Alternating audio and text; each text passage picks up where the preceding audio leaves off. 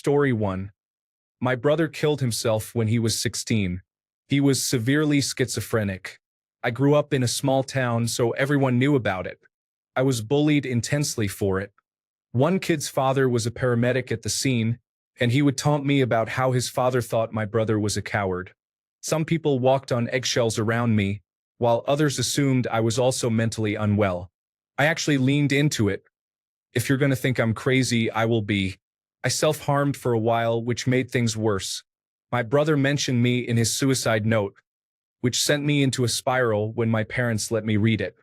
Long after the bullying ended, I became paranoid about being the crazy one, about people judging me, and about having these suicidal thoughts ruin my life. I still feel insecure about mentioning or discussing it at all. I think a lot about him, who he would be, and if he would have regretted it. I'm very anxious about dying because I'm now an only child, and I think it would destroy my family. The insecurity about being crazy is still intense, and I believe it contributed to my erratic behavior in my teenage years.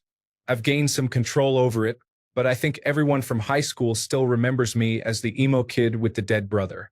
I've since mellowed out and become successful, but I usually don't mention my brother unless I'm specifically asked. Story 2. Acne. I have mild rosacea as well, and to this day telling people, no, I didn't get too much sun, I'm just red in the face is a drag. Story 3. Not attending enough social high school activities like Halloween parties, friends' birthday events, or even after-school hangouts due to a mix of financial and familial issues at the time. Story 4. I was advised early on to be humble, but I did not understand the difference between humility and self-deprecation, which led me to put myself down frequently as a teenager. I felt miserable without any clear reason and disliked myself for existing. It wasn't until my 20s that I learned being humble does not mean hating oneself. Now in my 30s, I still have to remind myself of this at times. Story 5. I broke my front 2 teeth when I was 12. I was only able to get crowns when I was 18. The temporary crowns would turn yellow or gray and would remain that way until they broke and needed replacement, which happened frequently. Story 6. I had a large bust and was a tomboy, and I absolutely hated it. I have filled out a bit now, so I am more proportionate. I was approached to be a page 3 model when I was 17 with the Daily Star. I wish I had taken the opportunity. My life would be so different. Story 7. Gynecomastia. Enlarged male breasts. No matter what I did, I could not get rid of them. In my mid-30s, I had surgery, and the doctor told me it was literally the only option to eliminate them. It ruined any confidence I had with women until I met my wife. I could never find the courage to swim without a shirt and would only wear certain clothes. Looking back, I really should have just embraced it and lived my life. The only positive is that it was a significant learning experience and helped shape me into the confident man I am today. Story 8. I was insecure about my face and how I looked when smiling, which made me feel annoyed and sad whenever someone took a picture of me. I regret it because now, if you look at any picture of me as a teenager, you can see how uncomfortable and awkward I appeared since I was too embarrassed to even try to look happy. Story 9. I thought I was absolutely unattractive. I would avoid mirrors and going out in public if I could. It was a horrible experience with body dysmorphia. Story 10. Being gay brought so much regret from trying to act and be straight when I couldn't change who I really was. It took over 20 years until I finally found myself. Story 11. I enjoyed spending time alone as a child, but I was also very awkward, which made me avoid people even more. Now, at 30, I have no social skills and no dating experience. Story 12.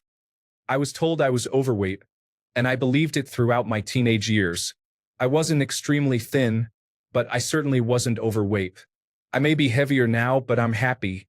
I wish I could go back and tell my younger self that I had a normal body shape for a man. Story 13. I was overweight and struggling financially. I also had severe acne. My mom didn't teach me much about being feminine, so my clothes and makeup were not great. Story 14. I wore glasses, the unattractive type provided by the NHS, and braces. I developed later than other girls and was perceived as smart, which led to bullying. This resulted in me developing an eating disorder when I was 15 or 16. Story 15. Being overweight has been a significant part of my life. Looking back now, 30 years later, I cannot understand why I didn't take action or realize that nobody really cares. I was overwhelmed by a fear of standing out and being bullied, which never actually happened. Story 16. I have large breasts. Despite how it sounds, I used to be bullied a lot by teenage boys. They would mock me and make all sorts of jokes about my breasts having their own gravitational field, or when I accidentally bumped into things and got bruises because I had poor depth perception at the time. I'm fairly certain they were just trying to undermine my confidence, but it made me stay away from men for a long time. Story 17. I have felt insecure about my body. I was underweight due to health issues and faced bullying from my peers for years in school. I started covering my arms and legs and wore thick jackets all the time, even during summer, because I was ashamed of my skinny arms. The ridicule over my appearance led to severe social anxiety and damaged my confidence.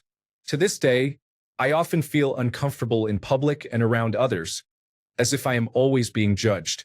Story 18. Being small and skinny, I was severely bullied for that. Later on, I started working out, and fortunately, I was blessed with genetics that allowed me to grow rapidly. I was even accused of taking performance enhancers. Despite being big and strong, I still struggled with body dysmorphia. People sometimes say I look very large, but due to the bullying, I still feel small. Story 19. My mom warned me that if anyone reported her for child abuse, my sister and I would be placed in foster care and separated. The fear of losing my sister caused me a lot of anxiety during my teenage years. Story 20. When I was younger, I had stomach issues, and people would say that I smelled bad or question why I kept making the place smell unpleasant. Sometimes, even if it wasn't me, they would still look at me and make jokes about it. Story 21. I am female and graduated high school in 1995. It took until my 40s to realize that I was not fat or overweight. Being excessively thin was the only look that was accepted for about a decade of my youth. Story 22. Body image issues caused me to avoid situations where I could have approached a girl who was interested in me because I was relentlessly bullied in school based on my looks, mostly by a group of mean girls who seemed to enjoy upsetting me by saying hurtful things about my appearance, telling me no woman would ever like me, and making up a cruel song about my looks that I still remember to this day. I developed self-image issues because I let them affect me. I thought I was really ugly, but I would get angry when looking in the mirror because I couldn't understand what was ugly about me. I started asking people I knew for their opinions, and everyone told me I wasn't unattractive. I even became so insecure that I began asking strangers online on forums, which I regret. Even then, most people said I wasn't ugly, and I remember some women direct messaging me, telling me that I was actually handsome. I recall one woman who continually engaged with my posts, becoming hostile to anyone negative towards me. It was really strange. One of my sisters became so annoyed with my self-loathing that she told me she didn't understand why I believed the bullies. Most of her friends mentioned to her how attractive they thought I was, and several even asked me on dates or if I wanted to be their boyfriend. Looking back on myself as a teenage boy, I honestly think I was quite good-looking back then, but I took what the bullies said to heart. Anytime a girl showed interest in me, I ignored or didn't believe them and thought they were lying. I now remember many instances where a girl who knew me had a crush on me. There was one time when I was 17, and I was walking my little sister home from school. She was very talkative and started chatting with a woman in front of me who was around my age. This woman kept looking back at me. Because I was so insecure, my mind immediately jumped to the conclusion that I was ugly, and I became angry with those thoughts because I had serious mental issues. It wasn't until my little sister came up to me and said, "You'll never guess what. Sophie just told me she thinks you're cute." That the woman approached me and said she thought I was cute and asked for my social media. I was momentarily speechless and walked away without saying anything, for reasons I still don't understand. I also remember a popular girl who was always super nice to me despite my social struggles in school.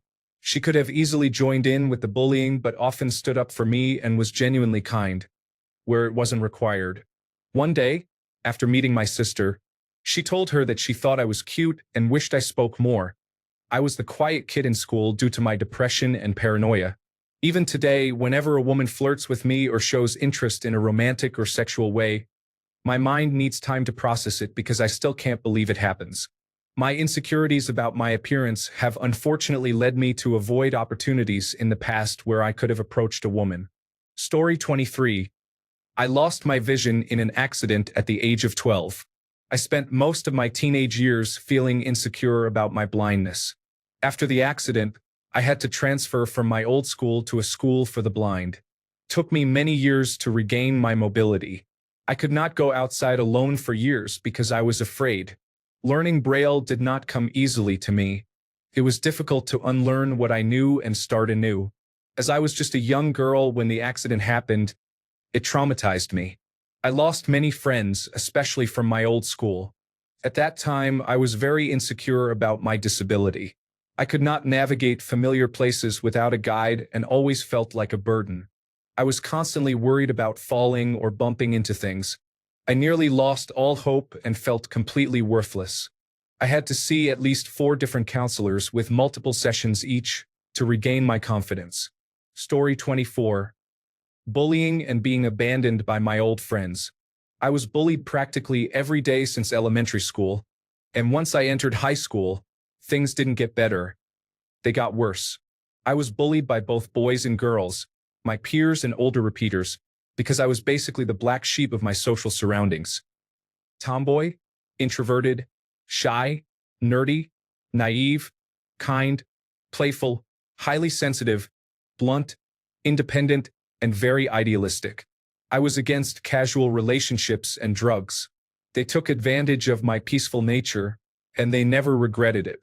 Sometimes I was openly bullied in front of teachers, and guess what? They never defended me because those are kids' behaviors. And you must learn to set the limits for yourself. That's part of becoming a useful adult, it seems. They knew that I was outnumbered 5 or 8 to 1 and that I lacked the resources to have a chance. Nobody cared about bullying 20 to 10 years ago. Perks of being a neurodivergent person, I suppose. The teachers also realized I wasn't neurotypical, but they didn't care enough to tell me so at that moment. Luckily, I was only bullied by my classmates because in Spain there aren't popular kids, sporty types, or any of those American cliches. As for friendships, when kids turn 13 and enter mandatory secondary education, they suddenly become big jerks. In the summer, they were good friends who played hide and seek, marbles, Tazos, and Pokemon cards, but as soon as they entered the high school hallway, they turned into cold-blooded snobs who stood in a corner talking about adult stuff. Before you could get over the shock of being surrounded by those who thought they were so mature and understand what was happening, they split into different groups and acted like perfect strangers. Many of them were happy to ignore me because, in their eyes, I was just a sad burden. I remained friendless for most of secondary education, and in the final years, I could only gain some fake friends. They didn't drop their masks until university. Socializing is incredibly hard, but being accepted and loved is almost impossible. Teen years could be a wonderful time, but for some reason, people put in a lot of effort to ensure that doesn't happen. I still carry many injuries from that time, and psychological therapy can't erase or heal them. So that's all. Thanks for reading my melancholic story. Story 25. My mental health. Depression and anorexia are the worst things in my life. When I was 14, I tried to take my own life about 15 times, but now I'm 20 and still alive. Story 26. Acne. I had severe hormonal acne during my teenage years. It significantly harmed my self-esteem because it covered my entire face. Attending a Catholic all-girls school made the bullying worse, as some girls can be unkind. Story 27. I am half black with a white family and grew up in a mostly white suburb, so it was hard for me to feel comfortable in my own skin. I hated being different in that way. I damaged my natural curls by straightening my hair constantly, which took years to repair in my 20s. I was terribly insecure, never dated in high school, and felt like an ugly freak. I also thought I was fat. I was a size 8 but developed cellulite and stretch marks as soon as I hit puberty. I wore tankiness with swim skirts to the pool because I disliked my body. Looking back now, I realized that was all in my head. If I had my appearance now combined with the sense of self I have today, I could have been unstoppable and had a much better high school experience. Additionally, not necessarily an insecurity, but I was such a goody two-shoes. I was always scared of getting in trouble and never did anything crazy or partied. I wish I had been more carefree and had more fun. Story 28. All I could think of while being a teenager was spending over 5 years without taking a single picture of myself or allowing others to take pictures of me. Story 29. Everything about my appearance, weight, and social skills made me feel self-conscious. However, I was apparently funny enough for people to like me, so I wasn't completely alone. Story 30. Just not being rich enough to do what my peers did. I attended an exclusive school. We could afford it, but we didn't have extra funds. Story 31. My insecurity about my moles left me extremely vulnerable, especially because I have them in the most noticeable places. Story 32. That everyone hated me and secretly just dealt with me. Also, that no girls ever thought I was attractive in any way, so I never really tried to connect, as they say. Even though I was a bit of a womanizer back in high school. Really contradictory, but I guess that's just the teenage brain. Story 33. Being gay and the friends I had at that time caused me to develop severe internalized homophobia due to all the comments they made among themselves. I still have issues now, but 2 weeks ago I got my first boyfriend, and he has helped me immensely. Story 34. I was convinced I was ugly and unlovable. My older brother loved to call me nasty names, especially in public, and our parents always turned the other way. During my freshman year, a note was slipped to me with a boy's phone number, saying he thought I was cute and to call him. I was so excited when I got home. I told my mother, and she immediately tossed the note in the garbage, saying it was obvious someone was playing a joke on me and that the note was meant for someone else who passed it to me. She warned me not to whine if I called the number and found out it was never meant for me. This killed my self-esteem completely, and I just assumed I was ugly. Side note. I found out during my senior year from that same boy that the note was meant for me, and he had a crush on me for 2 years but thought I was not interested. Thanks, Mom. Story 35. My family bullied me, which led me to hate myself and experience severe bullying and ostracization at school. Story 36. I thought I was unattractive, so I didn't talk to girls, but I was quite handsome and never realized it. This was actually a problem for me until a few years ago. Story 37. Low self-esteem and a negative mindset led me to constantly compare my life to those around me. When I realized that I had fewer accomplishments, I stopped trying. Story 38. I was a popular girl in school, and a lot of guys had a crush on me, which ironically ruined my self-esteem. I had to hide behind this perfect facade, even though things were very difficult at home. As much as I found it annoying, I also needed the attention, which made up for the neglect I was feeling. I experienced a lot of anxiety trying to control how I walked, talked, looked, presented myself, and performed in school so that no one would see my reality, which felt ugly and shameful. I wish I could say it has gotten better now that I'm in my mid-20s, but I'm still trying to figure out who I really am. Story 39. My face was called ugly around age 12 by various classmates, which led to insecurities even after it had stopped. I think it's pretty common. Story 40. I disliked the comments in the showers after physical education that continued during every other lesson throughout my entire 4 years in high school. Story 41. I'm balding and have a flat head. My eyebrow resembles that of a chimpanzee or prehistoric human, which is easy to say. I feel unattractive and worry I'll be the last person picked on a dance floor. I often find myself in the friend zone. Only my 2 cats love me. Story 42. I was unattractive and insecure until I was 17 years old. I was a chubby girl with glasses, as you can imagine, but I overcame it quite well. Story 43. I had bad acne during most of my teenage years and was very shy. I disliked any kind of attention from more than 1 or 2 people at a time. The worst part was how easily I became embarrassed. My entire face and neck would turn bright red, and I would sweat profusely. Even the thought of potentially being embarrassed made me retreat into myself during this time. Before my teenage years, I was a lively and happy child. so this situation affected me significantly. These are issues I only properly addressed in my 30s, so they definitely held me back. Story 44.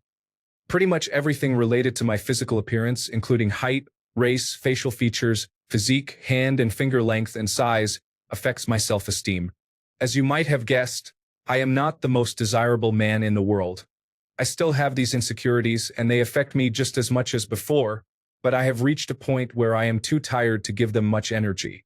It has become a matter of acceptance. Story 45. Short and petite. Every boy loved my pretty friend, although in hindsight, she was difficult. At 1.60 meters and 48 kilograms, she is short but not overweight. I am happier now, although I weigh 20 kilograms more. Story 46. In my late teens and early 20s, my skin broke out badly due to the products I used on my face. This made me feel very insecure and reluctant to go on dates. Story 47. Coming from a family that struggles to express emotions beyond anger, I was often told I was overly emotional. Upon reflection, I realized I was the normal one. Their way of expressing love involves poking fun and playful teasing, which took me some time to understand. I initially thought they were being unkind. None of us are particularly close. Story 48. Curly hair. I was fortunate to be a teenager when the only cool way to style your hair was to have it ironed flat. Story 49. I have hyperpigmentation on my elbows, making them much darker than the rest of my skin. I was severely bullied for this by people at school, and even my family contributed to the negativity. Now, at 27 years old, I still avoid wearing short sleeves in the summertime. Story 50. I think the fact that I was only asked out by guys I didn't like and that guys didn't ask me out often really damaged my self-esteem, especially since I never had a boyfriend and I was a shy kid. Once I reached my 20s, I started making moves with guys I liked, and I ended up getting what I wanted. Thanks a bunch for sticking around till the end of the video. Remember to subscribe, and until next time, stay awesome and goodbye.